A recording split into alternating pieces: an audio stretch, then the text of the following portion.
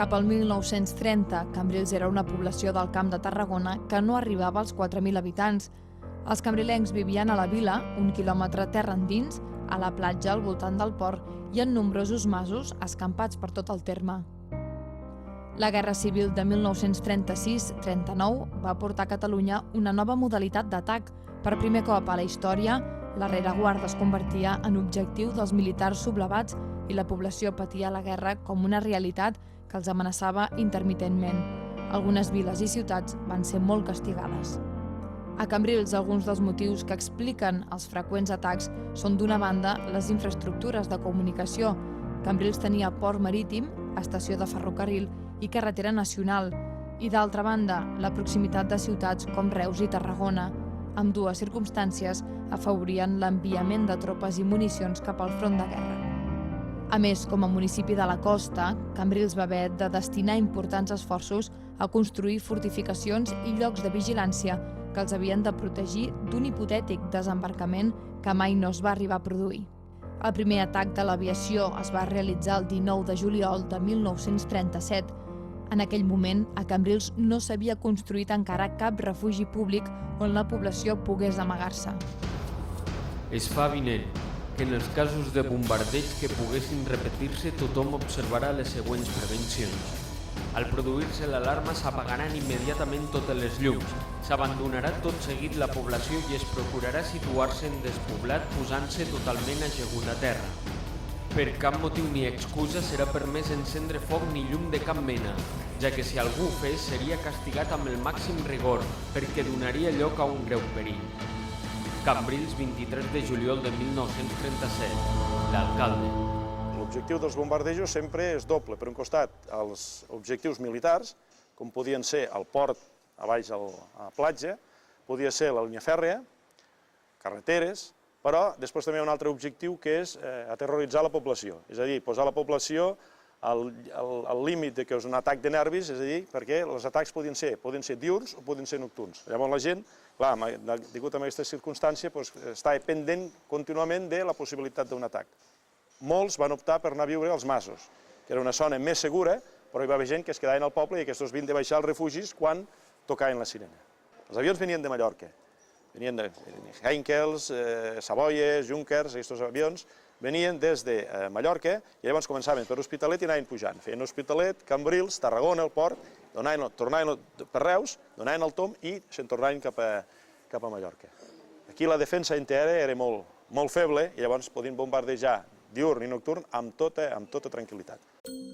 Fins al final de la guerra, Cambrils va sofrir més de 15 atacs aeris que van provocar 11 morts. Per a defensar-se, a la vila es van construir 4 refugis subterranis públics, al carrer Creus, a la plaça d'Espanya, al carrer de Sant Plàcid i a l'estació del tren. També es van construir alguns refugis en cases particulars i per a aquesta finalitat es van habilitar cellers i subterranis.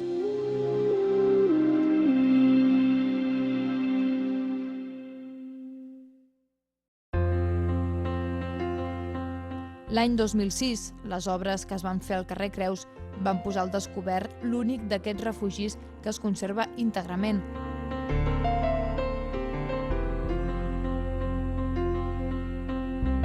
Es tracta d'una galeria obrada amb volta de totxo que transcorre sota el carrer al llarg de 90 metres. Comptava amb 3 entrades des del carrer. A més, en tenia una dins del Col·legi Vedruna, que durant la guerra es va usar com a seu d'UGT, entrada que actualment està cegada. Molts cambrilencs encara recorden haver-se amagat en aquest refugi davant l'amenaça d'un atac. Jo estava justament davant de la casa que tinc, que és allà on hi ha l'entrada, i el meu pare em va agafar amb un grapat i em va portar cap baix i allí van passar el bombardeig. Encara no estava foradat, que no arribava al pou que s'estava fent una mica més avall. Un mal record, no va passar res, gràcies a Déu. Jo ara, de gran, penso que si arriba a caure una bomba a la casa i hem quedat colgats tots aquí. El pare i jo que no haguérem pogut sortir. Però bueno, doncs no va passar res. Mentre no sonava la sirena anunciant que havia passat el perill, dins del refugi hi regnava la por i la incertesa. Les aglomeracions i la precària il·luminació agreujaven l'espera. Hi havia un cordó d'aquests trançats d'abans amb uns portalàmpars i unes bombines. Però a més la gent portava llums de carburo, perquè l'Electra de tant en tant marxava. I llavors, quan marxava l'Electra, s'encenien els llums de carburo. I els llums de carburo que feien mala olor, però mira, pel rato que hi estàvem, doncs aguantàvem. Part d'aquella instal·lació elèctrica s'ha localitzat i es conserva al Museu d'Història de Cambrils.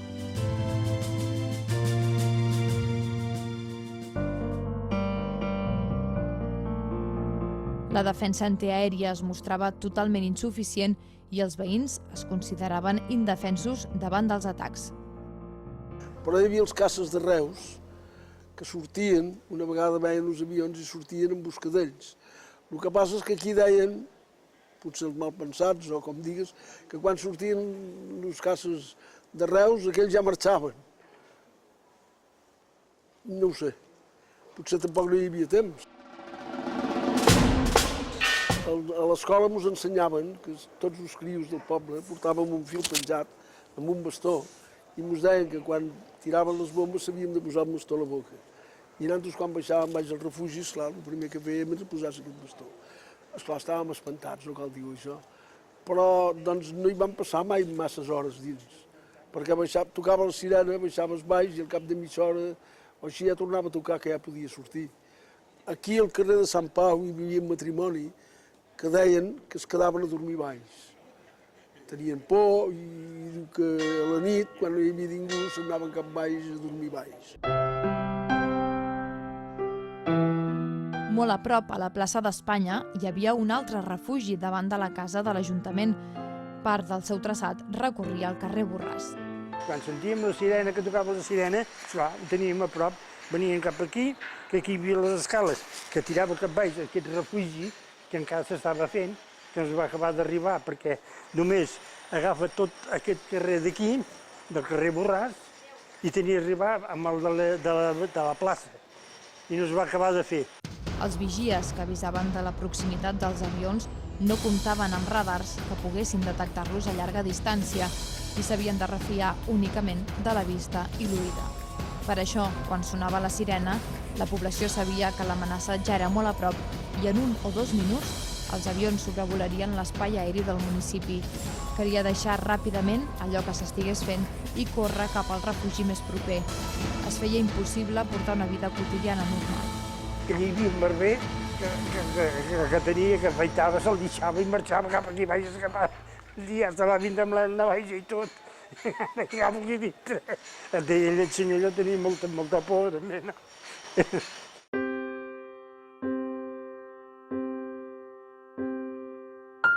El barri de la Platja també va ser molt atacat. Aquí no es va arribar a construir refugis subterranis. Es va obrir un refugi privat dins del marge del Molí de Vall, a l'actual plaça d'Aragó, i també una rasa a cel descobert a primera línia de la costa, sota el traçat del carrer Consolat de Mar. Nosaltres a la guerra vivíem aquí. I a la guerra, doncs, aquí vam fer un enxancle perquè els avions ens venien a la 1 de migdia i venien del col·legi, vam fer un enxancle i quan baixava a corrents del pis se posàvem a la planta baixa, a baix de l'enxancle. I ens donaven un bastonet per la boca, perquè teníem por que si tiraven una bomba, doncs no rebentéssim de dintre. I estàvem així.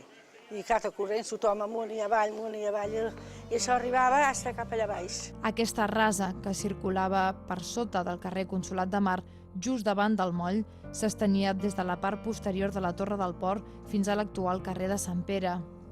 Els qui s'hi amagaven veien passar els avions sobre els seus caps mentre sentien que altres veïns corrien a amagar-se sota els arbres de l'hort d'Engendret o dins del marge del Molí de Vall. Els veiem passar i mira, marxen, per provar la mar cap a Mallorca. Tota la gent se ficava a cridar, ja venen. Ja venen, sí, ja venen. I és que viure al nucli habitat era un risc. Com a la vila, molts habitants de la platja van marxar a viure en trossos i masos o almenys anaven a passar-hi la nit. Alguns van optar per anar a dormir a les barques fondejades al mig del moll.